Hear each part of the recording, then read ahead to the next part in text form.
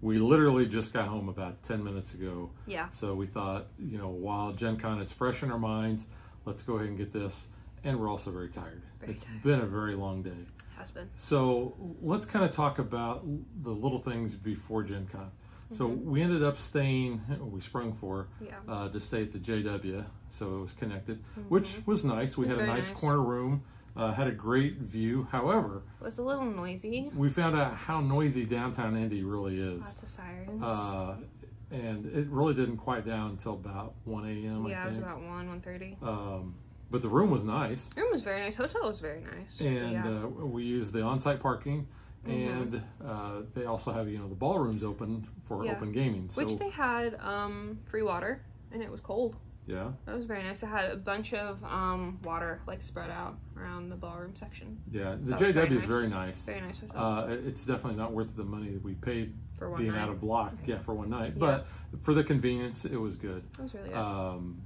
Not really much more to say about that other than we didn't have to worry about any other parking because we were right there. You got Starbucks in the morning, but that's what you always do. What's the matter, Sophie? You tired? You need Starbucks. So we got there Friday night, and the only thing we really could do because the hall was already closed was to basically go and do the vaccination thing, which was a breeze. It might have been the time of night, but yeah, we walked right up and it was perfect. Yeah. So that was not an issue. Even wearing the masks was not really that much of an issue. No. And I think everybody followed that. I didn't see anybody really that was breaking the rules. But all went well. No, that went well. We got up early this morning because we had to check out, and you got Starbucks. So we got that. In fact, you waited what, 20 minutes maybe? 30-ish maybe. Yeah. It wasn't bad. It and was that was the Starbucks at the JW. Yeah, we normally go to Starbucks at the Hyatt. Yeah. So it changed things up a little. Yeah, and I apologize in advance. Sophie is now having her dinner. But so let's talk about the con. One of the things we noticed when the exhibit hall opened was it opened early. It like did open about 5-10 minutes. Yeah, but nice. But it seemed like the crowds were less. That was the first thing I noticed. We were at Asmodee's like huge section, and I was looking around, and I'm like, there's not a lot of people, and I don't know if people were like sleeping in Saturday or they were rushing for other booths, but it didn't seem that crowded. Yeah, and the crowds were heavier the longer the day got. Yeah, like after we came back from lunch, it was after busy. lunch, the crowds were almost, I would say, back to what we would normally expect from Gen Con. But speaking of the vendors in the exhibit hall, I thought it seemed like there were less. I mean, the vendors usually have, especially like Asmodee. Yeah. You know, Fantasy Flight usually has a huge thing. Asmodee has a huge thing. Asmodee didn't have a store because they bought Miniature Market. Asmodee did have a big section. Right. But there wasn't a lot in it. Like, I mean, there were demo tables and they were spread out. I mean, maybe because of like COVID, you know, they're not all on top of each other. But it did kind of feel kind of like small selection in a big space. And like Simon, they usually have like a huge area, and they were just barely a blip on there. Yeah. But and speaking of the demos, it seemed like more of the publishers were doing overviews instead of actually sitting down to do demos. We didn't actually do a lot of demos, but we did watch a lot of overviews. Yeah. We even heard someone say at one table, someone's like, "Oh, can like we get in and sit down and play?" He's like, "No, I'm not doing, you know, playthroughs. It's just doing an overview, move along." Like, yeah. So with having only having one day, we tried to make the most of it. Yeah. And I think we did fairly well. We really did. We booked it through the hall. It seemed like, you know, before lunch we were. I don't say we were. We were behind. I think what we thought we would be through the hall by lunch. Yes, we were not halfway through. No, yeah. And we took a late lunch. We did take a late lunch, but it was good. Oh, and speaking of lunch, Circle Center closes at 7 p.m. Yeah, that's all the stores, all of the food court, everything closes at 7 p.m. We learned that Friday night. Because then we ended up going to Steak and Shake, which they had remodeled, and the Steak and Shake was really nice. But you know, that was Friday night. Yeah. But let's talk about some of the stuff we did see. Yeah. The first demo I guess we did was it was at kind of really Labs, the first demo, yeah. which we got a promo card. We did. It is the for Zombie Flex. Yeah, the new rule for Zombie Flex, which we do have. And then That's cool. we got a couple of the expansions for Just Desserts, which we did demo. We did demo that. We so got a copy. That's you can expect to see that on the channel. We have the Just Coffee and Better with Bacon expansion packs, so that sounds like fun. And then you got the 13th Doctor for Dr. Yes, Deflux. so I was excited about that. It comes with Graham, Yasmin, and Ryan, so new companions. But the big thing was this Lunacy game, which was really kind of fun. This was so much fun. It's basically everybody plays simultaneously. When nobody can play, you point at the deck and then everybody draws a card. So there's like a little pause period. But then you're back into it. It's kind of like Uno, but you're all playing at once. You want to get down, matching. Very easy concept, very fun. I won. Yeah. So that was fun. And we got to play with Mrs. Looney. Yeah. So that was really cool. That was kind of a surprise. We just kind of walked down there, and the person working the booth, I think, is also their social media person. Yeah, so we were just kind of glancing, and she's like, I know you. You're a daughter, like from Dad versus Daughter. Like, guys, so I'm like... Yeah, they wanted a picture. It was very cool, was kind of funny. I was just like, whoa, all right. I'm still not used to, like, people coming up to us and saying they know us. Yeah. It's kind of cool. But, no, that was kind of actually a surprise. This was fun. And to note, prices are going up October 1st on all of their games like this, just a couple bucks. Well, but so normally these games are like $16. They're going up to 20. So, but and they wanted to make a point that we told everybody, so we're telling everybody if you want to buy them, the reality, go ahead and do that. The world we live in. But yeah, and then that was fun. Of course, Play Like a Pirate Day is coming up, so they also provided us with Pirate Flex. Yep. So looking forward to playing that. That'll be on the channel. That will be on the channel before Play Like a Pirate Day. Yep. So definitely looking forward to that. Let's see. I guess we're not going to go in chronological order. I guess not. We went to Rather Dashing's booth, and they had this game. It's a little card game, and what is that say? It is Welcome to Sunny Taco Apocalypse. So we are playing as like the last taco truck in the apocalypse, and some of the tacos have come to life, but we still have customers we need to feed. That's kind of funny. It's a really cool concept. I'm excited to actually play it. The guy there, he gave us a quick little overview. Yeah. But it sounds cool. You can unleash like the Taco Chalupa or Godzilla like type monster. I don't know. It looks really cool though. It's a fun little game. Yeah. But yeah, you need 3 to 6, 14 and up, and 20 to 30 minutes. But that's not the game that they had that Megan was really excited about. Which I didn't know this game was a thing. Downton Abbey, so captured moments. It is scenes from the first movie, not the second. I know nothing about. I love Downton Abbey. So I was really excited to see this on the table. I just kind of started looking through some of the cards, and now we have a copy. And Mom is even super excited about this. I sent her a picture while we were on the show floor, and I was just like, hey, it's a Downton game. And she's like, get it. Please get it. I want to play it. And I think she even responded that I posted a picture on Facebook, and I think she said, I want to play it. So Mom will probably join on this game. You're trying to match like certain characters and symbols to get scenes from the movie. You're also kind of have like a hidden objective with what suits that you want on some of these cards to score differently. So it sounds like a fun game. It's Downton. And is it just from the first movie? Just from the first movie. It's not from the series, yeah. So it's just from motion picture. The first one, not the second one. Okay. Yeah. I'm excited about that. One of the highlights of our con, I think, was visiting the Upper Deck booth.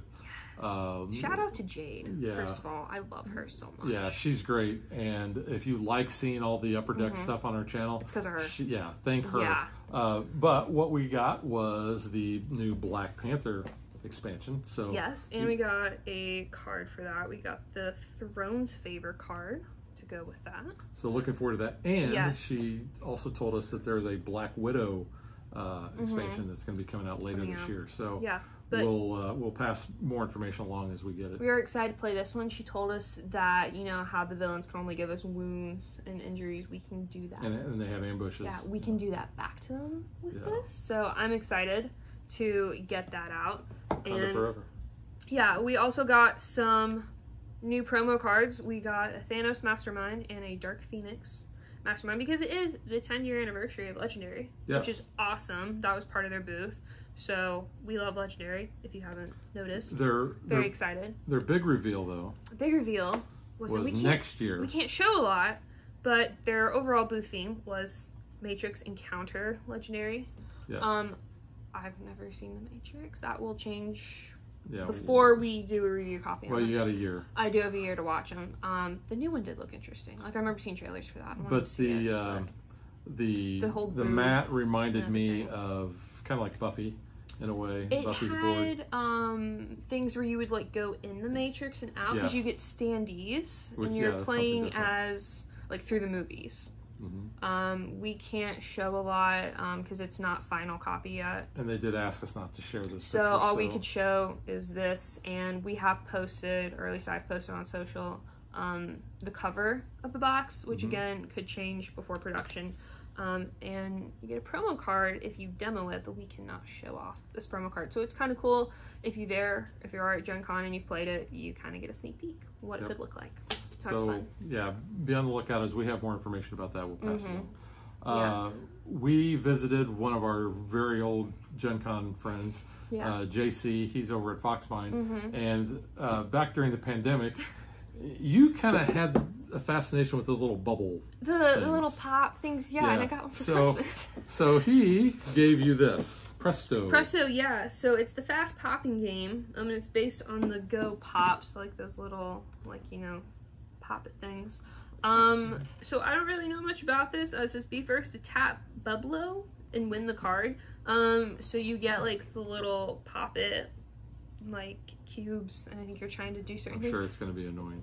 I just think it's fun. Pop, like, I know you get mad at me if we watch TV, and I was sitting over there and I was just popping. You hear that when I'm watching TV? But I think this looks like a fun little game, so we'll get this to the channel at some point soon. Now, it was kind of funny. I actually sent the BGG Gen Con preview list to Megan, and I said, hey, you know, look this over. Let me know if there's anything that sticks out that you want to check out.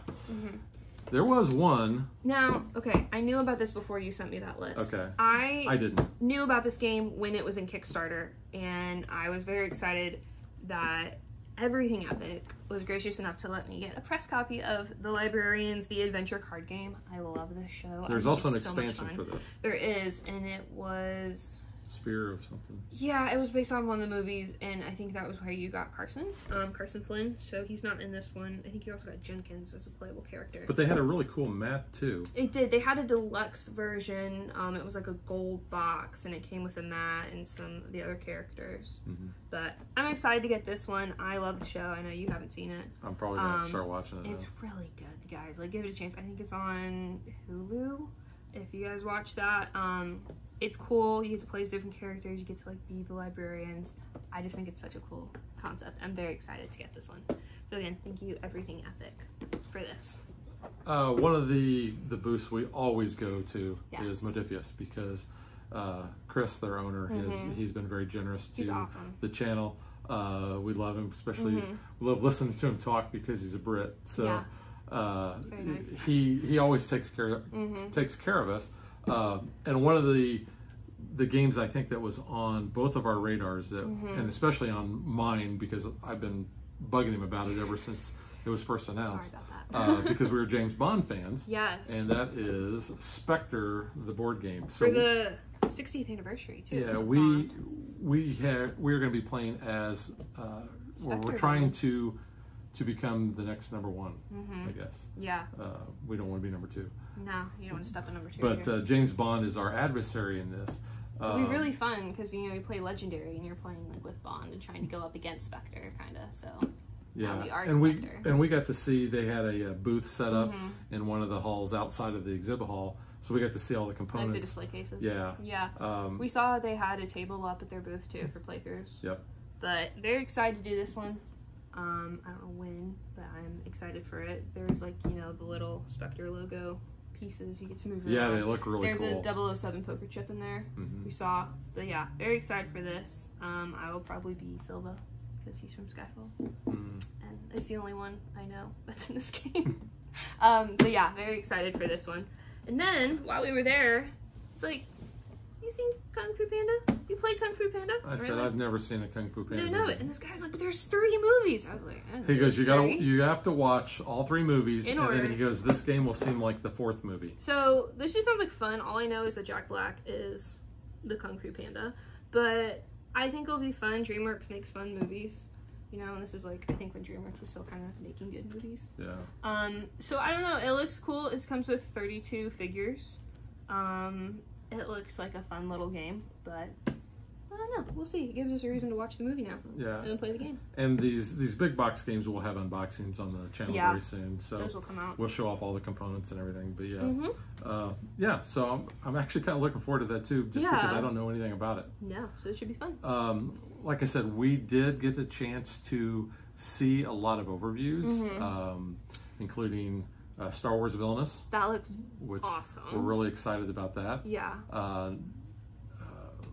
Pretty much everything we saw. Yeah, we saw Outer Rim expansion. We saw, yeah, and we will be bringing that to the channel, along with several other Asmodee family titles. Yeah. That they had, all their companies that they own. There was one that actually stuck out. I'm like, this looks kind of cool. It's called Shelfie. My Shelfie. Or My Shelfie, where it's like a Connect 4, but you're putting your board game collection in the thing. It looked really cool visually. I first thought it was like your bookshelf, and then I was like, oh, your Shelfie's like your game shelf. Yeah. It looks really cool. I'm excited to get that one. And yeah, our good friend Jared with Asmodee kind of took us around and showed us some of the games that they were doing, which included Ticket to Ride San Francisco, Stranger Things, the Ozarks, and Squid Game. Squid Game, yeah. Squid Game, yeah. So we saw that. Saw those. There was I can't think of the racing game now. It was the Heat. Something Heat. Yes. There's what was that? The 3000 with like the. Oh yeah, it's a Western theme game. I can blanking on it. Yeah, I'm blanking on that one too. But like this time traveler like ended up with technology like in the Western times, and it was Scoundrel something. Scoundrel 3000 or something. 3000 Scoundrel, something like that. Something, yeah, but like they're obviously like trying to like increase like their technology and become like the best. Yeah. Like bad guy. It sounds really cool actually. It did look really cool. We looked at a Scooby-Doo board game. Scooby-Doo from Simon. Yeah, we saw that one. They had Splendor Duel, which I'm excited about. I love Splendor, and it's kind of like a revamp, more for 2-player. And it's a little bit more like travel size. Yeah, and it's not like a big box. It's actually not as simplistic as normal Splendor. Yeah. So yeah. But I'm excited for that one because I love Splendor. So that'll be fun. Yeah, we'll be showing all those off when those arrive. Yeah. But excited for those. You know, we didn't see any one game that stood out.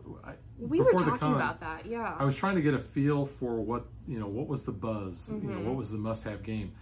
And we didn't see that. No. We didn't hear anything about it. You know, in past years, when we walked, through the halls, you see everybody's got a copy of whatever game. Yeah. Or everyone is going to like that booth immediately. Right. Yeah. And we just didn't see that. We didn't know that. And I know a lot of publishers were saying like it's still an issue with getting the games from overseas, like production struggles and shipping and all of that. So I understand that's like kind of a delay still with the effect of COVID. But yeah, we talked to a lot of different people asking, like, have you noticed a game that's been kind of more of a buzz? And everyone really did. had an answer. They were no one asking had an us. answer. Yeah, they're like, what have you thought? And we're like, I don't know. Yeah, I mean, there were good games out there, I think. I mean, I'm sure someone will be like, no, this is like the game of Gen Con, and we'll be like, totally missed it. But. And there was most of the publishers, there were some that had good inventory, but some were trying to airship in, and they didn't get them. So like their shelves were bare pretty much. There was the game at Gale Force 9, there was a new Doctor Who like Dalek game, and I was like, hey, I like heard about this. Yeah, and they're like, we didn't get it. And they're like, we'll probably go back home after the con and it'll be here. But they didn't have it. AEG said they didn't have AEG shelves were pretty bare. They were very bare. They had a lot of Atelier. But I think that was which I like. People were selling out. Yeah, you can see Atelier on the channel. It's a good game. They had a lot of that. But yeah, a lot of the booths, I know like Ravensburger had the Star Wars Villainous like out front, like on a push cart. Like I think they just like brought in their inventory there.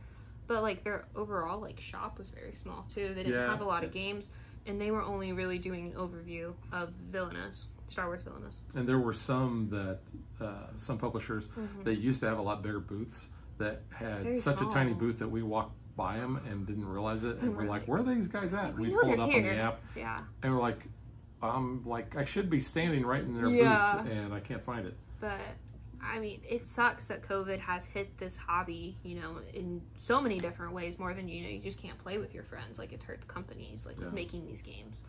So we did know that was a struggle going into it as well, but we were happy to see, like, you know, what games were there, or just even seeing kind of like a prototype or at least one play test and be like, hey, it's coming, like, eventually. So it kind of, you know, gets you excited about it, if nothing else. Yeah. But overall, I would say we had a really good Gen Con. It actually kind of surprised me because going into it, I wasn't really that excited because, like I said, there was no games that were sticking out. We both really wanted Spectre. Like, I think that was our highlight game that we really wanted.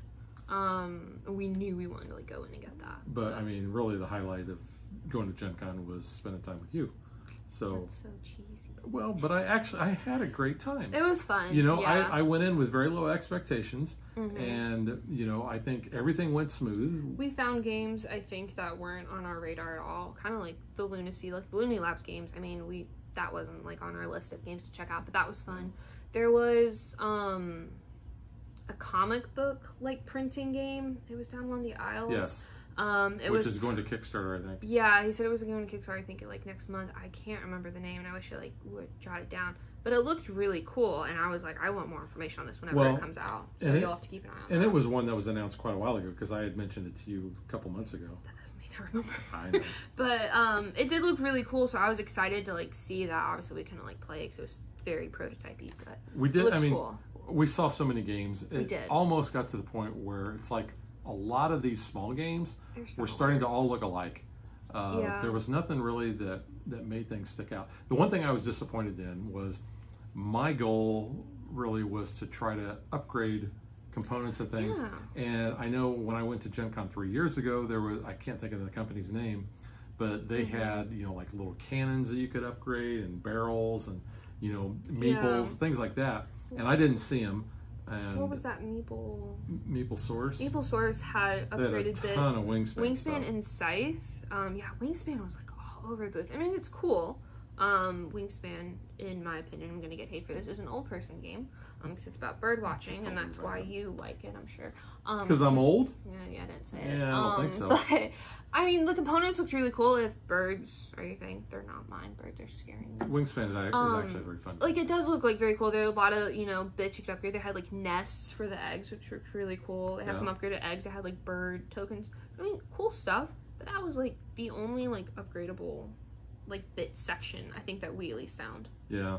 I was a little disappointed in that. There were a lot of dice booths, that is a problem for me because I love dice. So if you wanted dice, yes. So let's get to that because in the coupon book that you get a coupon to get a die. Was it Crystal Caverns, Crystal Castles, something Crystal like that. Castles? Yeah. So it's kind of like a royal blue and silver. Every year, everybody goes for it. It's the Gen Con 2020 die. Yeah. Very cool. So we got one of those each. You bought some dice. I did buy some dice. I bought this Witcher dice set. It's the Triss Marigold set. It's like a green and gold teal, and you get a coin, so you can toss a coin to your Witcher. Geralt. But I was excited about this, and then I got like this little dice cup. Those were cool to go with it, and then they gave us a die because we did it. They're from Q Workshop. They had 2 booths in the hall, and they had a lot of like Witcher sets. They had like some other like RPG type of like sets, but I just love dice, and this color's really pretty. Well, and we saw that early on, and I'm like, that looks kind of cool. It did. Yeah, these are really cool. They had a lot of Witcher stuff. Yeah, I've looked at getting some of the other dicing. Like there's a dice codex, which it's like almost $100. Oh, easily. And I'm like, well, this was 20, and I could do that. So, and then if you follow the Eldritch Horror Facebook community group, you know, I'm always trying to upgrade that. So I got one that is the Elder Sign, and then I also bought, like I said, that was $20, and then there's my die that I got. That's really cool. I also got like the Elder Sign with Cthulhu little bag that I can use for like pulling out the clue tokens and such. And this has the Elder Sign there, but it also has like very faint green tentacles. for Cthulhu on the side. So I think that's cool. But this is really cool because it is really cool. Put the die in there and then shake it up and then just put it upside down and there you go. Nice little dice tray too. It's pretty small, so if you've got a game with a lot of dice, you probably don't want to use that. But it was cool. No, it was neat. Yeah, I've never heard of this company before, but pretty cool. I was excited for it. So yeah. So, like I said, overall, Gen Con was really good, even though we were there for a day. It was very tiring. It was a very full day. We're very tired. Yeah, very tired. But just kind of being back, since this was our first Gen Con in 3 years. Yeah. You even said... I said it Friday night, just when we were walking through, after we got our vaccination, verification. I was like, you could tell, like, the energy's here. There was a lot of energy. I thrive off of going to cons. Like, I love Comic Cons. But I do love Gen Con. It's a different, like, type of vibe. But, yeah, you could feel the energy. Obviously, there was games going on, like, in the other hall.